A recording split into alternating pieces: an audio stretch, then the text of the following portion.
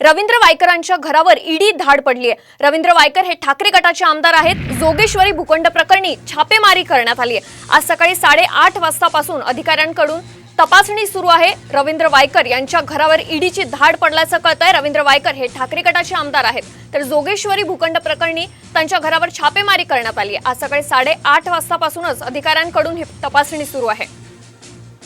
या संबंधित अधिक माहिती देत आहेत आमचे प्रतिनिधी महेश बागल। महेश, आज सकाळपासून रवींद्र वायकरांच्या घरी ही छापेमारी सुरू आहे, काय अधिक अपडेट्स मिळत आहेत?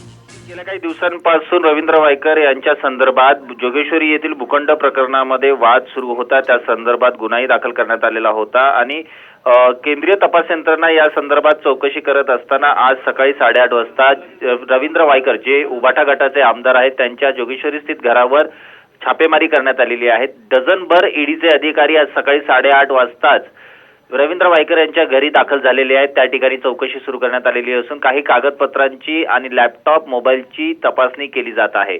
या संदर्भात रवींद्र वायकर यांच्याशी संवाद साधण्याचा प्रयत्न केला असता अद्याप त्यांच्याशी संपर्क होऊ शकलेला नाहीये। मात्र ईडीचे अधिकारी रवींद्र वायकर यांच्या घरात आता सध्या तपास करत असल्याची माहिती समोर येत आहे। गेल्या काही दिवसांपासून उबाटा गटाच्या नेत्यांना ईडीच्या अधिकाऱ्यांकडून चौकशीसाठी समन्स पाठवले जात होते। या अगोदरही अशाच काही घटना घडलेल्या होत्या आणि त्यानंतर रवींद्र वायकर हे सुद्धा ईडीच्या रडारवर आलेले होते। जोगेश्वरी भूखंड आणि त्यावर करण्यात आलेले बांधकाम या संदर्भात तपास सुरू होता आणि अशातच रवींद्र वायकर यांच्या घरी अचानक ईडीचे अधिकारी येऊन तपास करत असल्यामुळे राजकीय वर्तुळात आता पुन्हा चर्चा सुरू झालेली आहे। अगदी महेश, विरोधकांकडून सातत्याने ईडी स्वायत्त संस्था असल्याचा आरोप करण्यात येतो आणि ईडीचा वापर सरकार करत असते असा देखील आरोप करण्यात येतो। त्यामुळे आता आगामी निवडणुकांच्या पार्श्वभूमीवर हे सगळं होताना निवडणुकांमध्ये याचा काय फरक पडेल असं वाटतंय?